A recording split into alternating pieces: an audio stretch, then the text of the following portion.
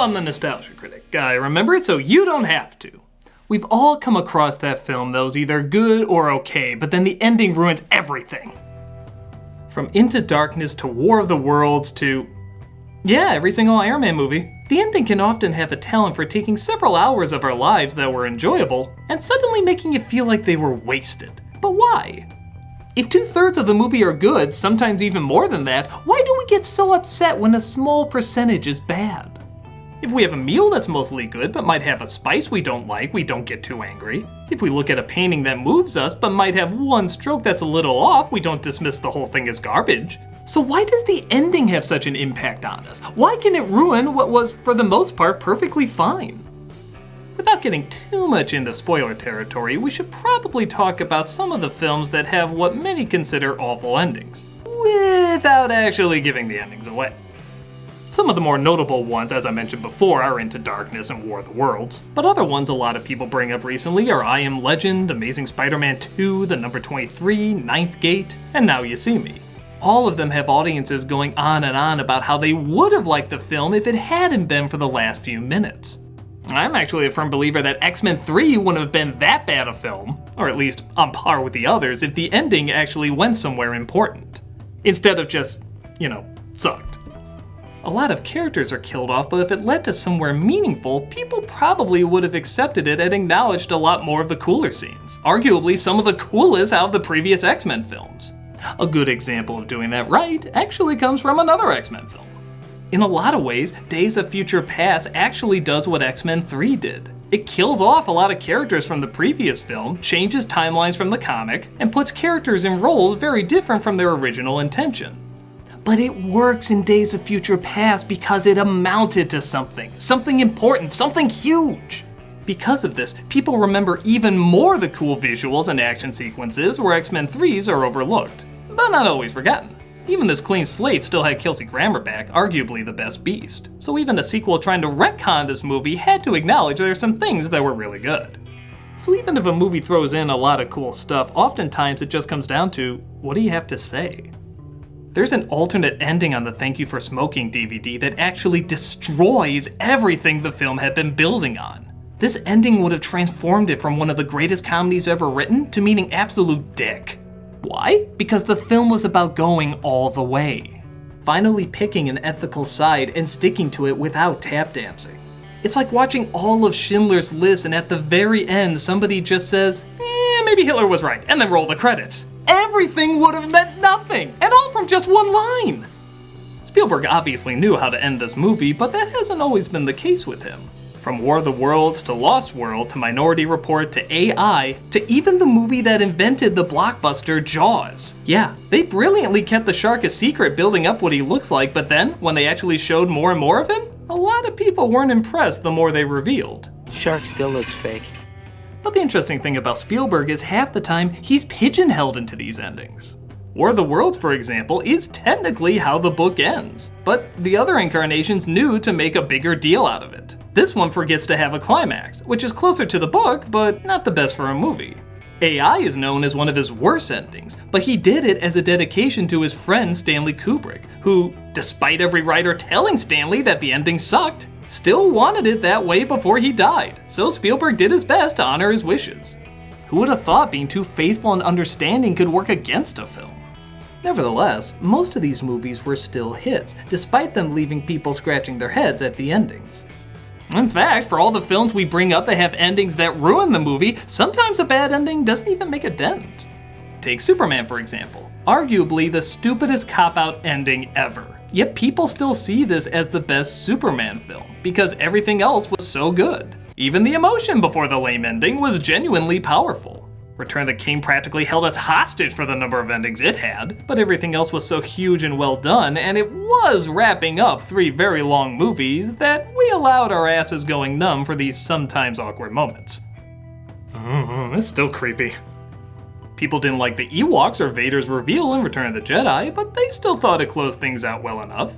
And even all the Iron Man movies, with their painfully botched villains in each film, still managed to be spectacular at the box office. So, what did these films do right to excuse the bad endings that these films didn't? Well, maybe they got the spirit down. All All the Iron Man movies have had bad final acts, but it's still Robert Downey Jr.'s incredible charisma at the center, and the faultiness of his character that drew us to like them in the first place. That is one of the elements that's always kept in check. You can say the same thing about Superman, or Star Wars, or Lord of the Rings. Even though they get the final part wrong, it still felt it was in the same vein of what made it charming and likable to begin with. The ending of AI is not the same feel as the opening. The ending of Into Darkness is an immediate disconnect from the rest of the film. But this isn't that surprising, seeing how a lot of bad endings nowadays come from a very similar place: the twist. Years ago when The Sixth Sense came out, everyone was so blown away by the surprise ending that they had to go back and see it again. Thus, people would go tell their friends, and then they would have to go see it twice. So not only were a ton of people going to see a movie, they were going to see it 2 times. Suddenly, a huge hit didn't need to have a lot of money, it needed a reason for you to come back and watch it all over again. So tons of movies start to throw in twists, even if they didn't require them at all. Dark Knight Rises, Remember Me, Last Exorcism, Secret Window, there's too many to count. Even the guy that started this craze, Shyamalan, couldn't keep up with constantly forcing them into his stories, and his films began to suck.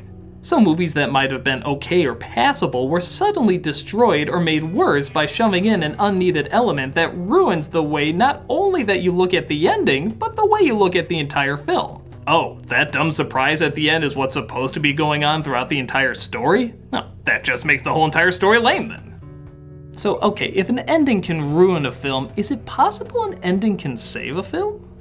It's no secret I'm not a fan of Jurassic World, but it's hard not to tell somebody to go see it based on that kick-ass climax, especially fans of the other movies. Usual Suspects would have probably just been an okay crime thriller, but the ending turns it into a lot of people's favorite movie. One of the most interesting cases of this is The Straight Story. This film is purposefully relentless in how slow and dull it is. The majority of the time, it's practically unbearable. But by the time the ending shows up, suddenly everything is made clear why it was so slow and dull, and it makes everything that you went through suddenly seem phenomenally important. The whole entire movie suddenly changes from bad to kinda brilliant. So for some films, the ending is everything, but for others, it barely makes a dent. How is that possible? Well, the important thing to realize, especially focus group suits, is that while filmmaking is very technical and precise, film watching isn't. The experience in viewing a movie isn't measurements or mathematics, as much as many executives wish it was. It's entirely emotional. You want to make a connection with these characters, feel like you're in their spot, and discover something important or interesting with them. They seem real when this happens, and just like real people in your life, they can piss you off and leave you angry. Everyone has a friend that you love, but can sometimes push you a little too far. Many friendships have been broken because they were pushed beyond what they thought was trustworthy. Movies, in a strange way, are a form of trust. You're taking a gamble, spending hours of your time and money on something declaring it's going to make a connection with you. If the connection is bad, then the whole movie is bad. But if the connection is good, but then suddenly can't deliver in its most important moment, we feel like that trust has been betrayed. Sometimes that's even worse than a movie that's bad all the way through. We identified with you, movie. We thought you got us. You took us to an emotional place we didn't know existed. And now you throw something at us that doesn't seem like you at all? What happened? I thought you were cool. Much like a friendship, all the wonderful moments you spent together can be easily forgotten because of one terrible choice. That's why so many entertainers use the phrase, always leave them wanting more, because it's the last emotion they usually remember. Now, does that make it right that we should dismiss all the good stuff that they gave us? Well, it depends on the viewer. Again, like a person, it's all about the emotional connection you have. I can overlook the lame ending of Last Exorcism, but a lot of folks can't. I think the ending of Into Darkness ruins everything, but some people don't mind. Everybody is going to have a different acceptability of what's fulfilling and what leaves you lacking. Our memories especially tend to put the most value in the last major thing we went through, even though many other major things might have happened. So, can an ending ruin a film? Absolutely, and there's good reasons why. But that doesn't mean every film works that way. A movie can have a bad ending, but maybe it wasn't bad enough to overshadow the good. An ending can even change the way you look at everything, teaching you that sometimes it really is important to stay and hear everything someone has to say. It depends on the person and depends on the movie. But one thing's for sure, a movie is never truly over until it's over. The only thing that matters is the ending. Anyway, what fun is it to talk about a movie that only has a bad ending? It's time to return to the movies that suck all the way through! Fine! At least this time I don't have to review it with a whiny, obnoxious, pain in the just zoom out, you know he's here. What the hell? I had a cool entrance planned. It was a close-up. Clearly you were gonna be in the next shot. Well, at least it's only the two of us doing the review. Yeah, just you, me, and is it me or is that light looking a little suspicious? No, I'm not.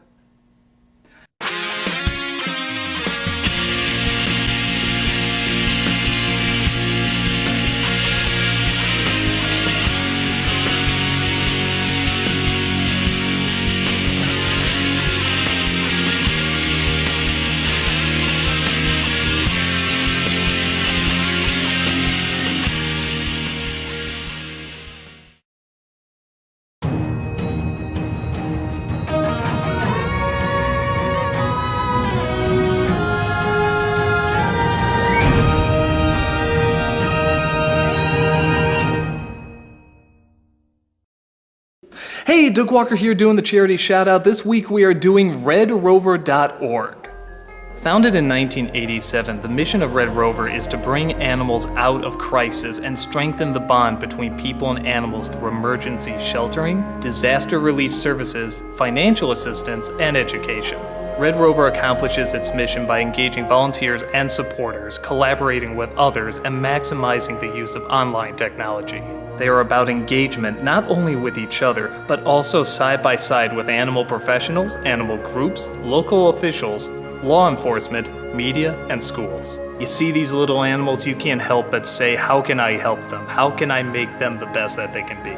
Well, if you go to their site or their YouTube channel, you can see they're not only helping these animals, but they're helping a lot of people too.